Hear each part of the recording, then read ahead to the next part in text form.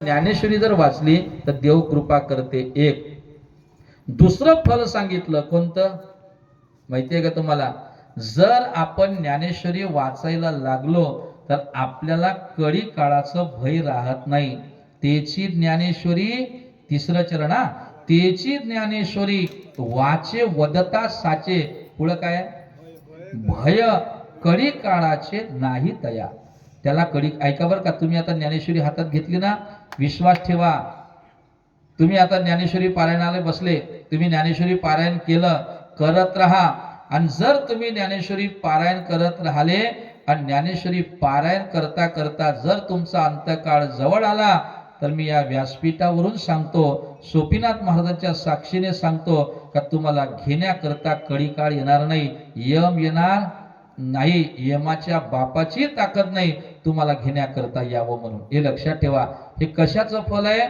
भय कडी काळाचे नाही तया. विस्तारने करत खूप भरपूर सांगता येईल मला, पण मला संपवायचं आहे. भय कडी काळाचे नाही तया. त्याला कडी काळाची भीती राहत नाही. मग ही ज्ञानेश्वरी वाचताना मनामध्ये नाथबाबा म्हणतात शंका कुशंका असू नये. बरोबर आहे. मग काय कसं असावं? एका जनार्दनी संशय सांडोनी. संशय मनात ठेवायचा नाही.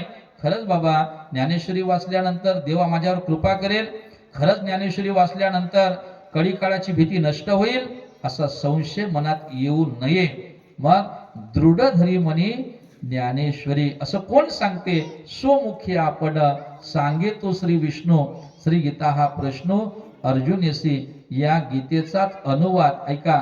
या गीतेचीच मराठी टीका म्हणजे ज्ञानेश्वरी आहे. बघा तुम्ही, गीता ही स्त्रीलिंगीच आहे आणि ज्ञानेश्वरी ही स्त्रीलिंगीच आहे. लक्षात घ्या.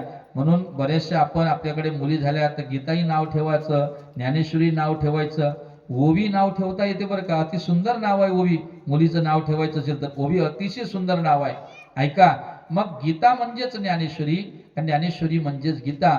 अशा प्रकारे ही ज्ञानेश्वरी आपण पारायण केल्यानंतर आपल्यावर भगवंताची कृपा होते. असं या ज्ञानेश्वरीचं अलौकिक सामर्थ्य आहे. आता या ज्ञानेश्वरीचे नाव सांगतो आणि संपवतो. ऐका. या ज्ञानेश्वरीला किती नाव आहे माहिती आहे तुम्हाला? नाव माहिती आहे का? नाव किती नाव आहे? किती नाव बाबा? नाही नाही नाही, ती भाषा आहे याच्यामध्ये 56 प्रकारच्या. त्या दिवशी सांगितलं महाराजांनी, आहे की नाही? म्या ऐकलं मी, आहे की नाही? आपल्या विदर्भात म्याच मध्ये बरोबर आहे. मी म्या. बघा तुम्ही, काही कोसावर भाषा बदलते की नाही? अटी तटी इथलं अटुल तिठुल असं असते की नाही? हे सगळ्या महाराष्ट्रामध्ये भाषा बोलल्या जाते. अशा सगळ्या भाषेचा वापर ज्ञानेश्वरीत आहे. हे सगळं आपण कीर्तनात ऐकलं. मी नाव म्हणतोय. नाव ज्ञानेश्वरीला अनेक नाव आहेत. जसं आपल्याला एखाद्याला अनेक नाव असते की नाही? हा, नाव असावे. पण एक सांगू का, आपल्याला अनेक नाव असले तर फार मोठा विचार आहे. आता एकाला अनेक नाव असणं म्हणजे सगळं बिघडतं. एकही काम होत नाही. एकही. मला 2 नाव आहे. ऐका, मी अभिमानाने सांगत नाही. मी फक्त 7वा वर्ग आहे. 4थीत असताना ऐका, मी 4थीत असताना 7वीचे पेपर तपासत होतो. हा, अभिमानाने सांगत नाही. ज्ञानेश्वरीच्या पुढे एवढ्या शाळेत हुशार होतो. मास्तर आताही शिव्या देते बरं का. कशाला महाराज झाला म्हणते तू, इकडे नोकरी लागली असती. खरं सांगून राहिलो. ऐका, ही वस्तुस्थिती आहे. सोपीनाथ महाराजांच्या समोर सांगतो, नाही तर उद्याचा दिवस पाहणार नाही. ऐका, अभिमान नाही. मी कशा करता सांगतो. शाळा शिकत असताना फार हुशार, नाव पद्माकर. मास्तर म्हणजे हे नाव चांगलं नाही वाटत मला. मग मी माझ्या आवडीचं नाव ठेवतो. मास्तरनं आशिष नाव ठेवलं. त्यानं तर नाव ठेवलं, सगळी भांडण लावून दिली. एकही काम नाही होऊन झालं, कोणतंच नाही.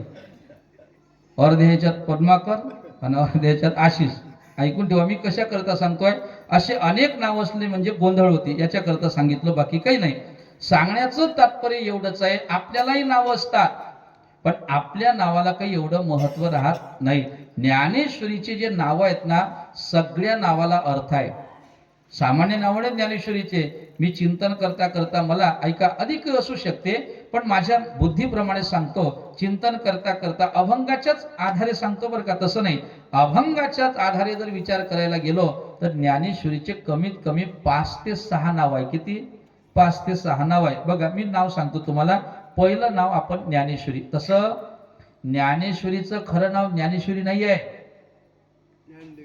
ऐका, नाही नाही, ऐका, ज्ञानदेवीने ऐकून ठेवा. ज्ञानेश्वर महाराजांनी माझ्या ग्रंथाला ज्ञानेश्वरी म्हणते असं कधीच म्हटलं नाही. ज्ञानेश्वर महाराजांनी आपल्या ग्रंथाला जे नाव दिलं त्या ग्रंथाचं नाव आहे धर्मकीर्तन. काय नाव आहे? धर्मकीर्तन. ऐकून ठेवा. हे ज्ञानेश्वर महाराजांनी आपल्या ग्रंथाला दिलेलं पहिलं नाव आहे धर्मकीर्तन. किती सुंदर नाव आहे. नावालाही अर्थ असले पाहिजे की नाही? असले की नाही? एका ठिकाणी चहा पिण्याकरता गेलो. आम्हाला सवय असते ते महाराज लोकांना किती मुलं आहे, काय आहे, काय नाव आहे. असं एका ठिकाणी नाव विचारलं तर त्या मुलाच्या वडिलांनी नाव सांगितलं. लहान होता. म्हटलं काका याचं काय नाव आहे? तर मग त्यांनी सांगितलं म्हणे महाराज याचं नाव मेटू आहे म्हणे. काय नाव आहे? काय अर्थ असेल याचा? काय नाव? मेटू. वस्तुस्थिती सांगतो तुम्हाला.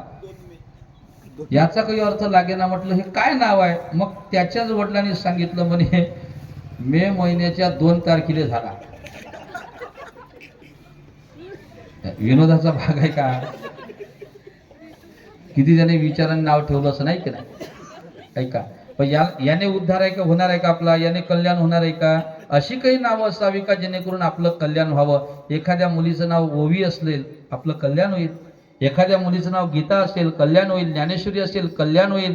भागीरथी असेल, जे असेल ते आपल्याला. तुम्हाला सांगू का, काही काही देवीचे, देवाचे, नदीचे असे नाव आहे, स्टँडर्ड नाव आहे.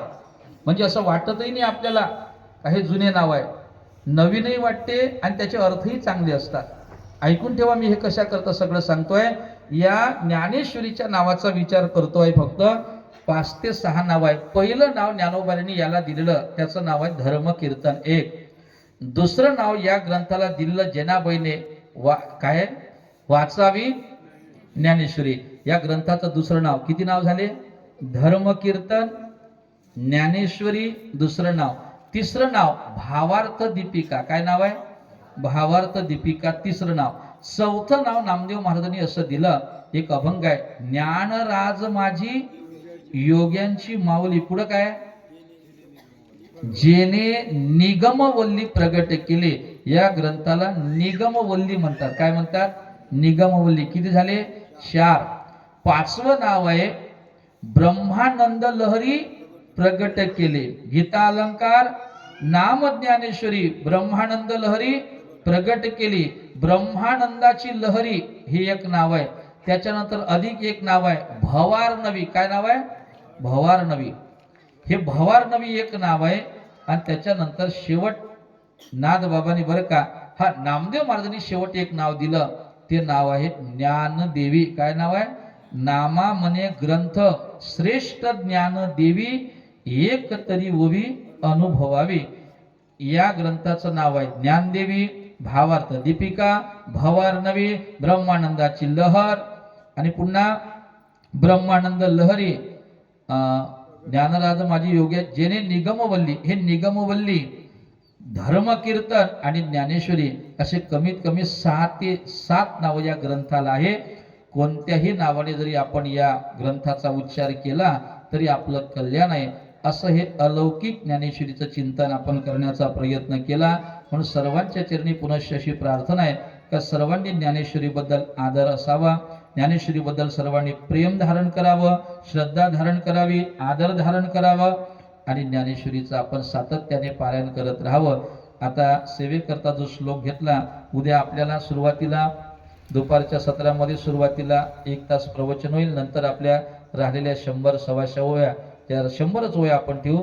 त्याच्यानंतर आपल्या या ग्रंथाचा समारोप होईल. धर्म काय या ठिकाणी ग्रंथपूजन वगैरे होईल.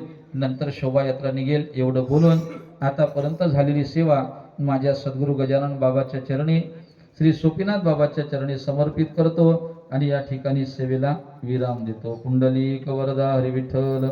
श्री ज्ञानदेव तुकाराम माऊली ज्ञानेश्वर महाराज की जय.